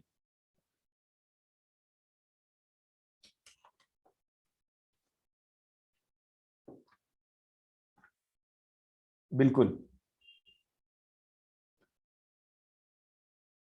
समय, मैं समय आज 9:20 तक या 9:30 तक ले सकता हूं क्या? एक इंपॉर्टेंट चीज डिस्कस करना था। जी धन्यवाद। मैं कोशिश करूंगा, यकीन मानिए कि मैं जल्दी से, ये घड़ी मेरा यहीं पे है, मैं कोशिश करूंगा जल्दी से जल्दी खत्म कर दूं। आपके समय के लिए बहुत बहुत धन्यवाद। आज के डेट में जो एक इम्पॉर्टेंट विषय है उस पे हम ध्यान देंगे कि कैसे एक एक पवित्र कुंवारी को छिनालापन करने के लिए ये संसार, ये शैतान विवश करता है। और मैं आपसे निवेदन करूंगा कि उस चीज को समझने के लिए हम प्रभु यीशु मसीह की बातों पर ध्यान दें। और मत्ती रचित सुसमाचार उसका 6वां अध्याय, मत्ती रचित सुसमाचार उसका 6वां अध्याय और 24 वचन, 24 से लेकर के 27 तक मेरी मदद करेंगे आप पढ़ने में, 24 से 27। मत्ती 6:24 से 27। कोई मनुष्य दो स्वामियों की सेवा नहीं कर सकता, क्योंकि वह एक से बैर और दूसरे से प्रेम रखेगा, या एक से मिला रहेगा और दूसरे को तुच्छ जानेगा। तुम परमेश्वर और धन दोनों की सेवा नहीं कर सकते। इसलिए मैं तुमसे कहता हूँ कि अपने प्राण के लिए यह चिंता न करना कि हम क्या खाएंगे और क्या पिएंगे, और न अपने शरीर के लिए कि क्या पहनेंगे। क्या प्राण भोजन से और शरीर वस्त्र से बढ़कर नहीं? आकाश के पक्षियों को देखो, वे ना बोते हैं, ना काटते हैं, और ना खत्तों में बटोरते हैं, फिर भी तुम्हारा स्वर्गीय पिता उनको खिलाता है। क्या तुम उनसे अधिक मूल्य नहीं रखते? तुम में कौन है जो चिंता करके अपनी आयु में एक घड़ी भी बढ़ा सकता है? 28 तक बना, 30 तक ना? जी जी चाचा, और बस जी, थैंक यू। यहाँ प्रभु यीशु मसीह संसार को दर्शाते हुए एक ऐसे परमेश्वर की बात करते हैं जो बहुत प्रभुता कर रहा है। मैंने कल भी आपसे ये विषय में बात किया था, पैसा। मनुष्य दो स्वामियों की सेवा नहीं कर सकता, या तो वो एक से प्रेम करेगा और या तो वो दूसरे को तुच्छ मानेगा, ऐसा ही होगा। और मैंने कल कहा था मेरे प्रिय, आप देखिए ध्यान से, ये पैसा जैसे आप पृथ्वी से ऊपर जाते हैं कोई काम का नहीं। आप जैसे पृथ्वी से ऊपर जाते हैं ना, ये पृथ्वी जैसे, अब एरोप्लेन की बात नहीं कर रहा हूं, एरोप्लेन में काम आ जाता है पैसा। आप संसार से बाहर निकलते हैं, स्पेस में जाएंगे, तो पैसे से क्या खरीदेंगे? ये पैसा बोलने से संसार और उसकी वस्तु, और प्रभु यीशु मसीह ने 3 चीज का नाम लिया, मैं समझता हूं। क्या खाओगे, क्या पियोगे, क्या पहनोगे। और होशे नबी की पुस्तक में हमने क्या देखा, किसके वजह से वो छिनाला की तरफ जा रही है इजराइल? मेरा ब्रेड, रोटी, मेरा पानी, मेरा तेल, और वुल मतलब सन, पहनने के लिए। और उन्हीं तीनों चीजों को यहाँ पे प्रभु यीशु मसीह ने कोट किया कि तुम क्यों चिंता। जैसे उन्होंने कहा कि मनुष्य दो स्वामियों की सेवा नहीं कर सकता, दूसरा चीज उन्होंने क्या टारगेट किया पता है? यहां पे देखिए ध्यान से लिखा है, 24 वचन में वो बोलते हैं कोई मनुष्य दो स्वामियों की सेवा नहीं कर सकता। तुम परमेश्वर से और पैसे, यहां पे धन लिखा है, उससे तुम प्रीति नहीं रख सकते, दोनों चीज से। उसको कनेक्ट करते हुए जो आज संसार में सबसे बड़ा रीजन है पैसे के ट्रैप में फॉल होने का, 25 में लिखा, देखिए इसलिए लिखा है वहां पे, मतलब कनेक्ट कर रहा है ऊपर वाले वचन को। प्रभु यीशु मसीह पैसे के लालच को कनेक्ट किससे करते हैं? चिंता। चिंता, किसी भी बात की चिंता मत करो बोला मतलब चिंता करना एक पाप की कैटेगरी में आ जाता है। क्योंकि जैसे ही चिंता उत्पन्न होती है वैसे ही, अब देखिए मैं इसको कैसे समझता हूं आपको बताऊं। समझ लीजिए सबसे टॉप में पैसा है, सबसे टॉप में जो पैसा धन है, ठीक है, उसके नीचे सबसे टॉप में है परमेश्वर। अब परमेश्वर को प्रभु यीशु मसीह ने 2 क्लास में डिवाइड कर दिया। एक जो सच्चा परमेश्वर है, जिसके पीछे बहुत कम लोग भागते हैं, क्योंकि संसार में ज्यादा कुछ उनसे प्राप्त नहीं होता है, क्योंकि वो हमारे लिए स्वर्गीय आशीष पूरक हैं। दूसरा है संसार का स्वामी, पैसा, और इस पैसे, संसार का परमेश्वर, और इस परमेश्वर के नीचे आता है धन। और धन के नीचे जो चीज आती है वो मैं समझता हूं वो है चिंता। चिंता के नीचे जो चीज आता है वो है उसको क्या बोलते हैं हिंदी में, नॉन कंटेंट को, असंतुष्टि। असंतुष्टि आती है। असंतुष्टि के नीचे में कोई चीज आना चाहिए तो वो क्या होगा? वो है कंपैरिजन। सबसे पहले एक मनुष्य आराम से जीवन जीते रहता है, पर जैसे ही उसको लगता है कि अरे ये मनुष्य मेरे से ना ये चीजों में आगे बढ़ रहा है, ये कर रहा है, वो कर रहा है, वो कंपेयर करने लग जाता है। मेरे पास तो ऐसा नहीं है, ये तो वैसा नहीं है। और जहां उसने कंपेयर करना स्टार्ट किया कि अरे इसका वैसा हो रहा है वैसा, वहां उसकी चिंता बढ़ती। और जहां उसकी चिंता बढ़नी स्टार्ट हुई वहां वो पैसे के पीछे में भागना स्टार्ट कर देता है। और जहां वो पैसे के पीछे में भागना स्टार्ट कर दिया वहां वो अपने परमेश्वर से दूर हो जाता है। तो रूट कॉज मेरे हिसाब से 2 हैं इस चीज के। सबसे पहला तो मैं इस चीज में फोकस करूंगा जो मेरे यीशु मसीह ने कहा, और वो है चिंता। वो कहते हैं कि मनुष्य दो स्वामियों की सेवा नहीं कर सकता। उसके बाद में क्या कहा पता, इसलिए चिंता मत करो। इसलिए मतलब उसका कनेक्शन किससे है? पैसे का। धन का जो जो धन परमेश्वर कैसे बनता है, उसका टोटल कनेक्शन है, रूट कॉज है चिंता। चिंता कहां से आती है? आजकल के जीवन में जब एक मनुष्य संतुष्ट नहीं रहता है, और संतुष्ट कब नहीं रहता है? जब वो आसपास के लोगों से कंपेयर करता है। अब भजन संहिता 73 हमने पढ़ा है। असाफ का प्रॉब्लम क्या था? असाफ क्यों प्रॉब्लम में फंस रहे थे? बोलते हैं कि दुष्ट लोग और ये दुराचारी तो सफल बनते जा रहे हैं। मलाकी में क्या प्रॉब्लम था? 3 अध्याय में प्रभु के लोगों का, अब से हम, अभी तक तो हमने प्रभु की सेवा की, क्या लाभ हुआ? कहां लाभ खोज रहे थे? इस पृथ्वी में क्या लाभ हुआ? कुछ लाभ नहीं हुआ। अब से हम अभिमानी लोगों को धन्य कहेंगे, बोलते हैं। और ये चिंता, अगर ये चिंता ना शैतान हमारे मनों में डालता है, ऐसा वैसा गाड़ी होना चाहिए, 4 व्हीलर तो लेना ही चाहिए, तभी तो हम इस ऐसे होंगे वो होंगे, ये सारी चिंता जब हमारे मन में एकदम से धूम मचाने लगती है और सर्कस करने लगती है ना, उसके बाद में हम पूरा हमारा फोकस प्रभु के वचन से और इन सब बातों से हट करके हम गीत भी गा रहे हैं तो मन में चिंता है थोड़ा, वो सारी बातें हमको ना ट्रैप्ड कर देती हैं। और इसलिए पौलुस बोलते हैं, मुझे ये वचन बहुत पसंद है, अगर तुम्हारे पास खाने के लिए और पहनने के लिए कुछ हो तो इसी पे संतुष्ट करो और ऐसी ही जीवन बिता दो, भले तुमको इस पृथ्वी के लोग भीख मंगे और कुछ भी क्यों ना बोलते रहें। धनवान मनुष्य से बेटर है लाजर के समान जिंदगी जिए और यहां से निकल जाएं। लाजर के घाव को कुत्ते चाट रहे थे, इसका मतलब आप समझते हैं? लाजर को शारीरिक रूप से जो प्रॉब्लम थी, इस पृथ्वी में जो कुछ लोग होते हैं उस कैरेक्टर के, वो बार बार आपके घाव को चाटेंगे और बोलेंगे कि अभी तक घर नहीं बना है, अभी तक गाड़ी नहीं खरीदी, अभी तक ये नहीं हुआ, बच्चों का एजुकेशन, शादी के लिए कुछ जमा किया कि नहीं। बार बार घाव को चाट रहे हैं। लेकिन लाजर वैसे ही बना रहा, और देखिए मरने के बाद दोनों का सिचुएशन अप एंड डाउन हो गया पूरा। कर ले भाई चिंता। यही चीज को हमको समझना है मेरे प्रियो। क्या एग्जाम्पल दिया प्रभु यीशु मसीह ने? आकाश के पक्षी को जरा देखो। आपने कभी देखा है क्या? प्रभु यीशु मसीह ने कहा आकाश के पक्षी को देखो।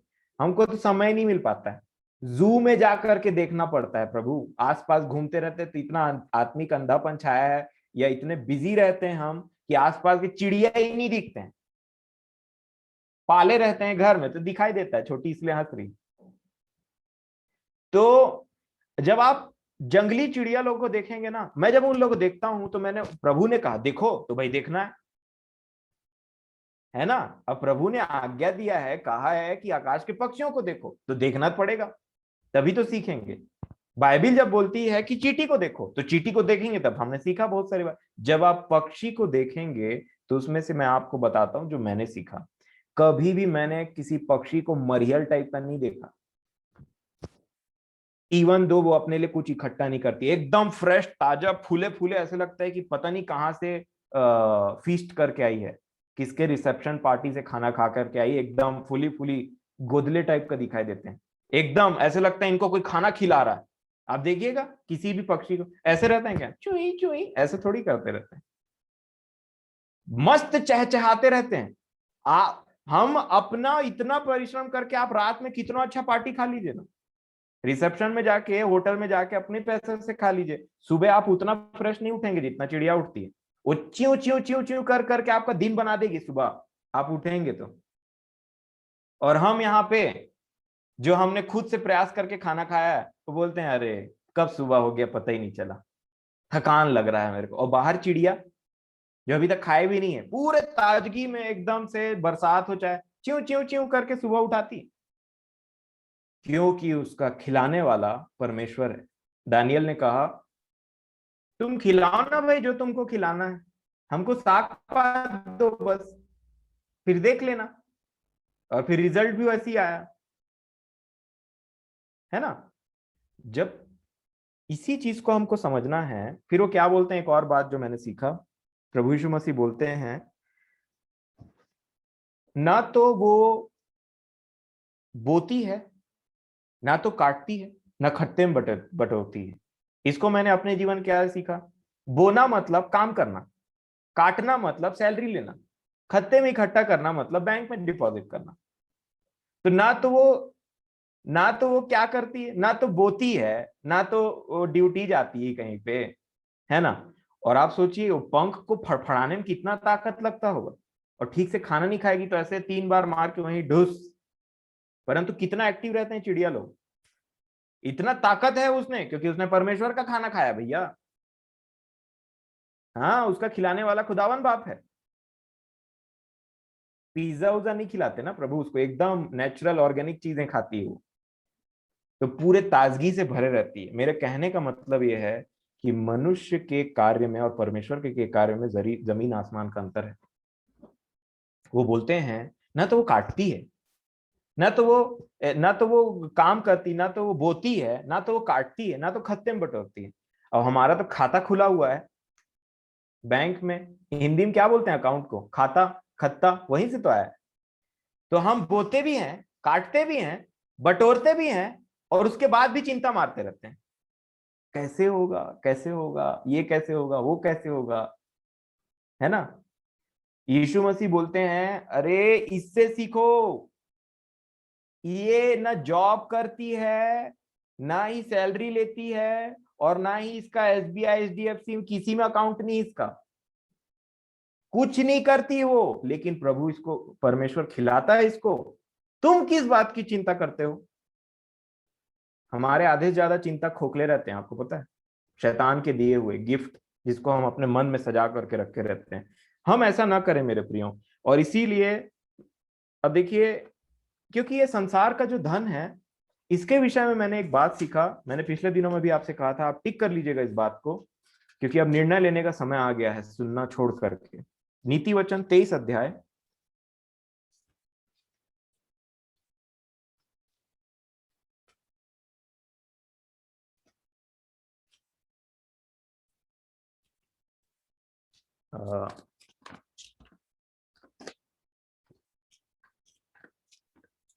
नीति वचन 23 और उसका 4,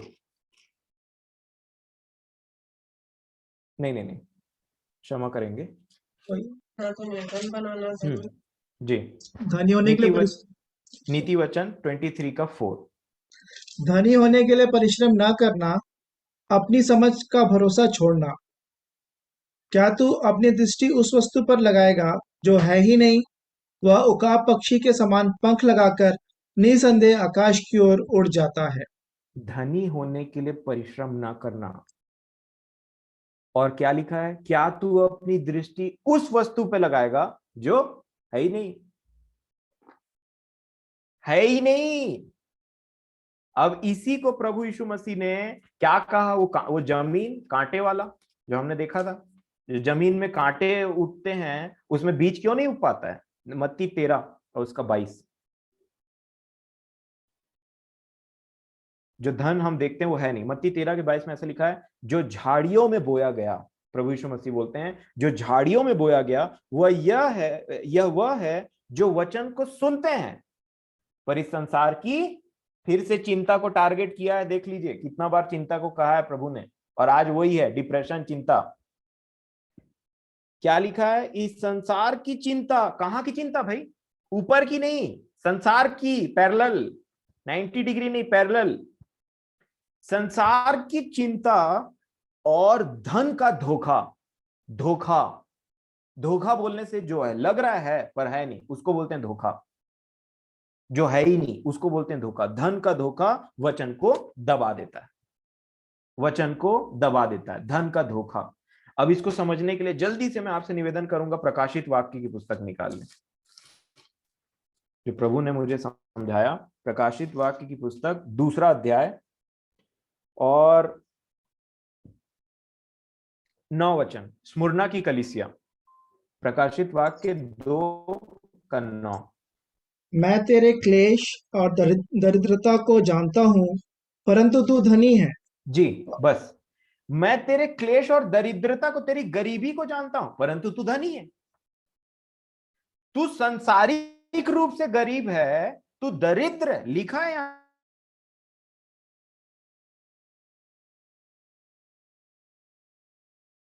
पे।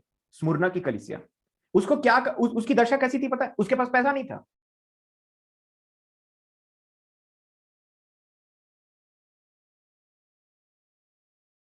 जरूर वो तुमको आशीष देगा, आशीष का मतलब ही चेंज हो गया आज के डेट में। जो स्मुरना की कलीसिया, उसके पास पैसा नहीं था भैया, गरीब थे ये लोग। देखिए क्या लिखा है, वो बोलते हैं मैं जानता हूं कि तेरे क्लेश को जानता हूं, तेरी दरिद्रता को जानता हूं, परंतु तू धनी है, क्योंकि स्वर्ग में ना तेरे अकाउंट में तो ज्यादा बैलेंस दिखा रहा है, पृथ्वी में तो तू गरीबी जिंदगी जी रही, परंतु स्वर्ग में तो ज्यादा बैलेंस दिखा रहा है भाई। तो यहां पे देखिए, जो धन पृथ्वी पे है वो है डिसीटफुल ट्रेजर, वो है धोखा। नीति वचन में क्या बोलता है? क्या तू अपनी आंखें, अपना मन उस वस्तु पे लगाएगा जो है ही नहीं? है ही नहीं वो। ये आज बोल रहे हो मेरे नाम का है, कल वो नाम दूसरा ट्रांसफर हो गया, परसों तीसरे का नाम ट्रांसफर हो गया, सबको लग रहा है मेरा था, पर दादा को लग रहा था मेरा था, फिर दादा को लगा मेरा है, फिर बाप को लगा मेरा, फिर बेटे को लगा मेरा है, फिर आगे को लग रहा है मेरा है। वो किसी का नहीं है, वो पृथ्वी का है, वो जलेगा, खत्म होगा। ये है, यहां पे उन्होंने क्या कहा?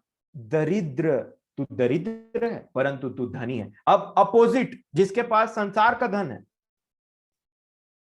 3 अध्याय लौदीकिया की कलीसिया, 3 अध्याय 17 वचन, देखिए इनको क्या कहा। 3:17। तू कहता है कि मैं धनी हूँ और धनवान हो गया हूँ और मुझे किसी वस्तु की घटी नहीं, और यह नहीं जानता कि तू अभागा और तुच्छ और कंगाल और अंधा और नंगा है। जी, अब देखिए लौदीकिया की कलीसिया को क्या बोला? Just opposite. तू बोलता है धनी है, तेरे पास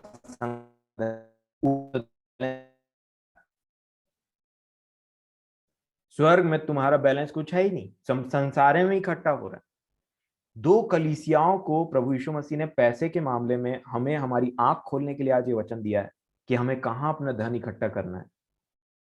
अब देखिए प्रभु यीशु मसीह बोलते हैं कि इन सब बातों की चिंता मत लगे रहो, इन सब की खोज अन्य जाति करते हैं, है ना? मत्ती में ऐसा लिखा है, वो बोलते हैं परंतु तुम परमेश्वर के स्वर्ग और उसके राज्य की खोज करो,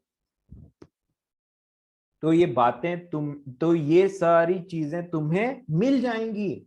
अब ये सारी चीजें मिल जाएंगी इसलिए परमेश्वर के राज्य को खोज करना है क्या?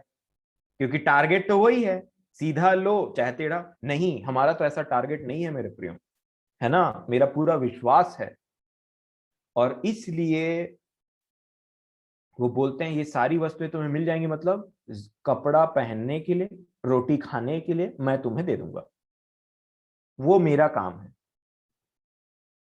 जिस प्रकार दुल्हन का जिम्मेदारी दूल्हे का होता है, वो कमाता है, वो खिलाता रहता है, उसी प्रकार यीशु मसीह ने कहा वो मैं चिंता कर लूंगा, तुम परमेश्वर के राज्य की चिंता करो कि वहां कैसे पहुंचना है, तुम उस पवित्रता के खोजी हो, बाकी सब चिंता मैं कर लूंगा। याद रखें मेरे प्रियो, अगर मैं और आप प्रभु में है ना, तो जरूरी नहीं हमारे पास धन बहुत हो। स्मुरना की कलीसिया बेस्ट कलीसिया थी तो अभी गरीब थी, और ये बात ध्यान रखें, और कभी भी आप प्रॉस्पेरिटी के ऊपर में कुछ बात सुने तो स्मुरना की कलीसिया को याद रखिएगा कि कैसे हमको जीना है। परमेश्वर के वन ऑफ द बेस्ट दास बोलना चाहूंगा मैं, पौलुस, उनके पास पैसा नहीं था ज्यादा। अगर पैसा की बात होती, पुराने नियम में अलग था टोटल, नया नियम में बात अलग है।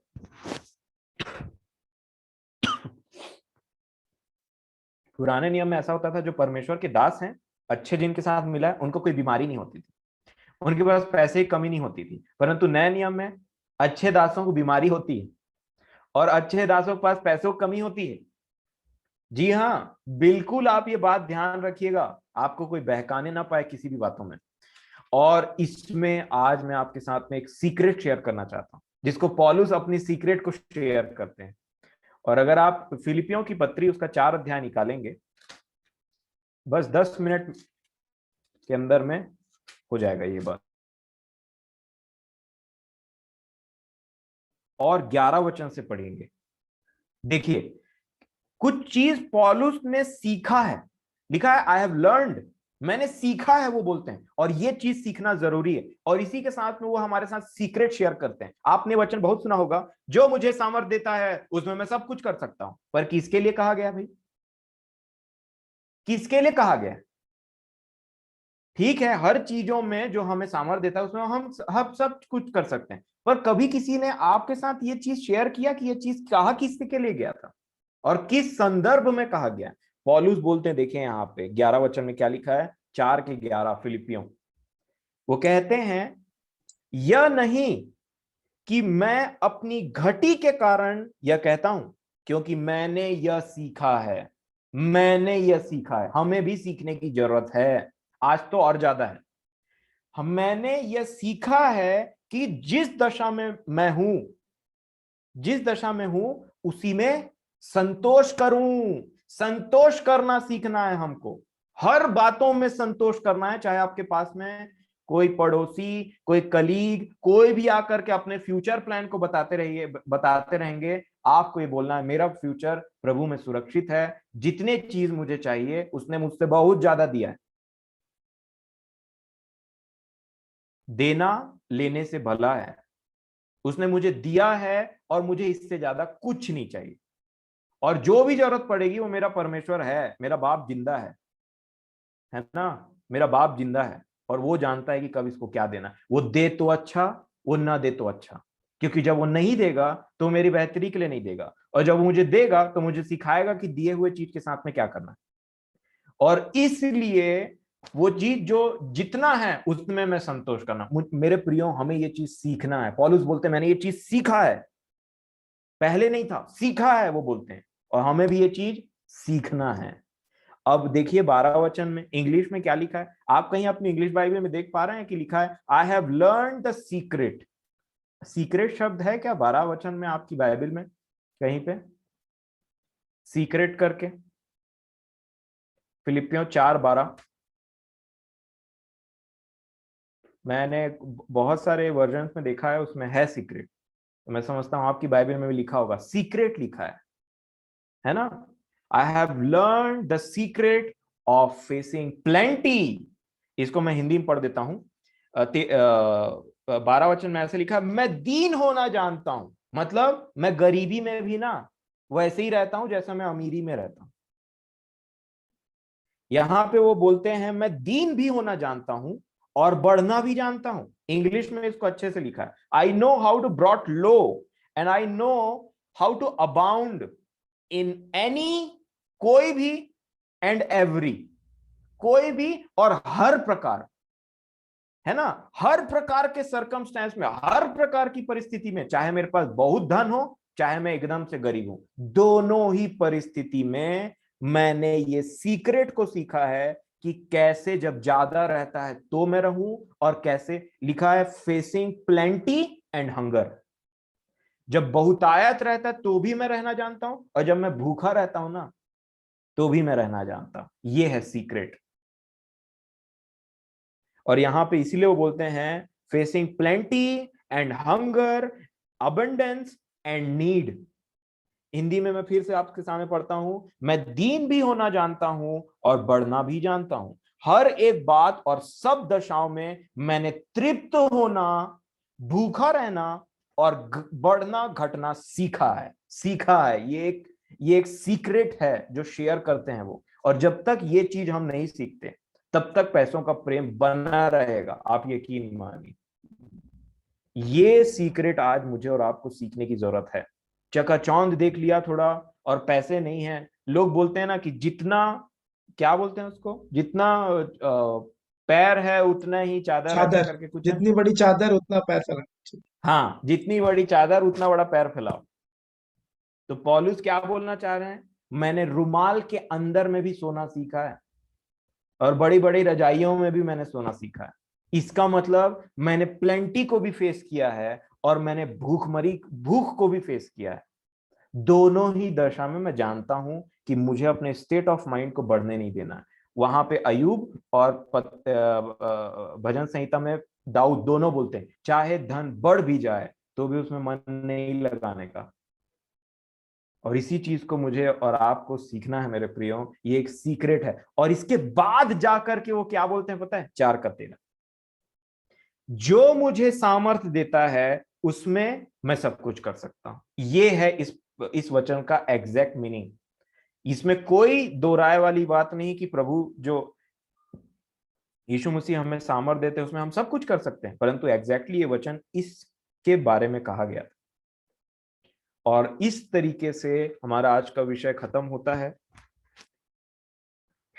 एक वचन और याद आ गया, क्योंकि समय 5 मिनट बाकी है।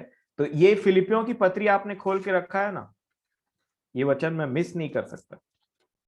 फिलिपियों की पत्री, उसका, जी हाँ, ये एक बहुत ही मतलब एक एनकरेजिंग वर्ड है और इसको हमको सीखना चाहिए। 3:17 से हम देखेंगे। फिलिपियों 3:17, आप टिक कर लीजिएगा इसको अपने बाइबल में।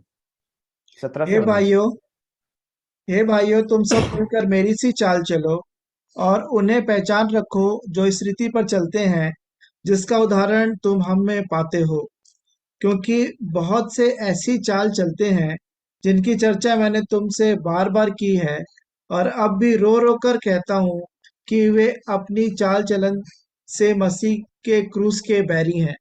जी, एक थोड़ा समय देंगे ना चाचा। पौलुस रो रहे हैं और बार बार एक बात को कह रहे हैं। प्रभु का इतना बड़ा जन रो रो करके बार बार एक ही बात को दोहरा रहा है। और वो और क्या बोल रहे हैं पता है, कि ऐसी चाल चलन चलते हैं। किस लिए रो रहे हैं? क्योंकि चाल चलन ऐसा है जिसे वो मसीह के क्रूस के बैरी बन रहे हैं। अब आगे देखेंगे। उनका अंत विनाश है, उनका ईश्वर पेट है। वे अपनी लज्जा की बातों पर घमंड करते हैं और पृथ्वी की वस्तुओं पर मन लगाए रहते हैं। जी हाँ, उनका ईश्वर पेट है। लज्जा की बातों पे घमंड करना और अपने मन को इस पृथ्वी पे लगाए रहना। जो इस पृथ्वी में ऊंचा है वो परमेश्वर की नजर में घृणित है, बाइबल ऐसा बताती है। और देखिए क्या लिखा है, उनका अंत क्या है? विनाश है। क्यों भाई? उनका ईश्वर पेट है। आप सोच सकते हैं किसी का ईश्वर ये पेट है? पेट है ईश्वर। आपने ये लाइन सुना होगा, पापी पेट के लिए करना पड़ता है भाई, है ना? तो पेटे पापी है, ईश्वरे पापी है, तो आगे का आप जर्नी सोच लीजिए कहां जाना है। यहां लिखा है उनका अंत विनाश, इसके लिए वो बेचारे रो रहे हैं। प्रभु के दास गिड़गिड़ बार बार बोल रहे हैं, एक बात को रो रो करके बोल रहे हैं। अरे तुम इसके चलते मसीह के क्रूस के बैरी बन जाओगे। कल हमने देखा है कि वो जो बड़ी वेश्या है उसके भागीदारी बन जाएंगे हम। और यहाँ पे बोलते हैं कि उनका अंत विनाश है, उनका ईश्वर पेट है। वो अपनी लज्जा की बातों पर घमंड करते हैं और पृथ्वी की वस्तुओं पर मन लगाते हैं। पृथ्वी की वस्तुओं पे, पैरेलल वाला बात, पृथ्वी की वस्तुओं पे। और देखिए, ऐसा हमारा नहीं होना चाहिए। पेट के लिए, ये नाशमान शरीर के लिए, ये नाशमान जिंदगी के लिए उनको ईश्वर बना करके बैठे हैं। मैंने तो एक ही जगह पाया था और वो मेरे को याद आ रहा था, परंतु प्रभु ने मुझे शाम में एक और बात दिखाया। यीशु मसीह ने कहा मनुष्य 2 स्वामियों की सेवा नहीं कर सकता, 2 परमेश्वर की। पहले किसको बोला? धन को। और दूसरा ईश्वर क्या लिखा है? पेट। जिसको लोग लिखा है ना, अपनी लज्जा की बातों पे घमंड करते हैं। और देखिए लोग जब बोलते हैं तो कैसे बोलते हैं, पापी पेट का सवाल है भाई, करना पड़ता है, नहीं करेंगे तो क्या खाएंगे, ऐसा बोलते हैं। लज्जा की बातों पे घमंड करना, गलत काम करते रहते हैं फिर भी ऐसा बोलते हैं। परंतु हमारे लिए क्या बात होना चाहिए? 20 में लिखा है, पर हमारा स्वदेश स्वर्ग पर है और हम एक उद्धारकर्ता प्रभु यीशु मसीह को वहां से आने की बाट जो रहे हैं कि यहाँ कि वहां फिर से। से जी पढ़ूंगा। पर हमारा स्वदेश स्वर्ग पर है और हम एक उद्धारकर्ता प्रभु यीशु मसीह के वहां से आने की बाट जो रहे हैं। वह अपनी जी, शक्ति हमारा, sorry, जी चाचा कंप्लीट कर लेते हैं। वह अपनी शक्ति के उस प्रभाव के अनुसार जिसके द्वारा वह सब वस्तुओं को अपने वश में कर सकता है, हमारी दिनहीन देह का रूप बदलकर अपनी महिमा की देह के अनुकूल बना देगा। आमीन। जी मेरे प्रियो, लिखा है हमारा स्वदेश कहाँ है? स्वर्ग पर है। और दूसरे कैटेगरी के लोग क्या करते हैं? नाशमान चीजों पर मन लगा के ये संसार की वस्तुओं पे मन लगाते हैं, परंतु हमारा स्वदेश कहाँ है? स्वर्ग पे है। हमारा स्वदेश बोलने से हमारा सिटीजनशिप, और जहां का सिटीजनशिप वहां का अकाउंट। तो ध्यान दे, वहां के अकाउंट में कुछ चढ़ रहा है कि नहीं चढ़ रहा है? कि सिर्फ अकाउंट खुल गया है और फिर उसको मेंटेन भी नहीं कर पा रहे हैं, तो नेगेटिव में चला जा रहा है बैलेंस। मेरे प्रियो, इन्हीं बातों से मैंने बहुत आशीष पाई और अपने जीवन में मैंने निर्णय लिया है, बहुत सारी चीजों से मैंने मन फिराया है। आपसे विनती करता हूं कि आप इन बातों को बड़ी गंभीरता से लें और मन फिराएं जहां भी आपको जरूरत है।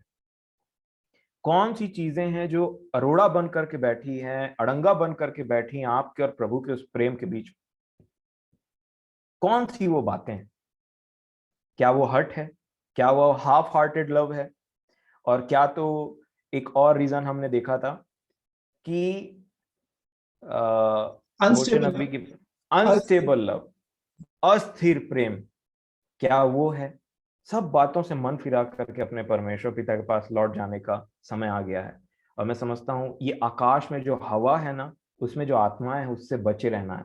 आत्मा से भरे रहें, आत्मिक उन्माद से भरे रहें। आत्मा को बुझाओ मत, आत्मा को रुलाओ मत, मतलब शोकित मत करो। और इन सब बातों में वही हमारा बल है, और उसी की वजह से प्रभु यीशु मसीह के लहू के द्वारा और आत्मा और अपनी गवाही के द्वारा हम इन चीजों से बच सकते हैं। तो बड़े सतर्कता के साथ में, ये बातें बहुत ज्यादा अनमोल हैं। मैं समझता हूँ, मेरी दृष्टि में एटलीस्ट बहुत ज्यादा अनमोल है। और मैं समझता हूँ यही है परमेश्वर का ज्ञान, जिसके नहीं होने से प्रजा बंधुआई में जाती। और अगर ऐसा ज्ञान, मैं अपनी बड़ाई के लिए कुछ नहीं कर रहा हूं, क्योंकि आप जानते हैं उन बातों को और प्रभु मेरे मन को जानते हैं, परंतु मैं आप को ये बात इसलिए बोल रहा हूं कि आज परमेश्वर पिता और इतने टाइम से वो बार बार हमारी इस मीटिंग में आकर के अपने बातों को प्रकट करते हैं और चाहते हैं कि हम मन फिराएं। आपने देखा है कि कैसे बाइबल पढ़ते टाइम आपको लगता था और मुझे लगता था कि इजरायली लोग कैसे थे, इनको बार बार बोलता था और बार बार वही काम करते थे, इधर उधर उधर, हमको समझ नहीं आता था। पर जब वही चीज हमारे जीवन में होता है ना, तब हमको समझ में आता है कि 1.5 साल से वो भी तो हमारे जीवन वही कर रहा है। और कहीं ना कहीं 1.5 साल तो मैं अभी जूम मीटिंग को लेके बोल रहा हूँ, परंतु कितने टाइम से हमारे पीछे पढ़ के हमसे वो कर रहे हैं। मेरे प्रियो, अब समय आ गया है, अपने लाइफ को प्रभु की दया से पूरा प्रयास करें, आत्मा से भरें, प्रार्थना करें और इन बातों को ऐसे ना जाने दें। प्रभु मेरे और आपके संग और साथ हो। मैं परमेश्वर पिता का बहुत बहुत धन्यवाद देता हूँ कि उन्होंने हमारी सहायता की।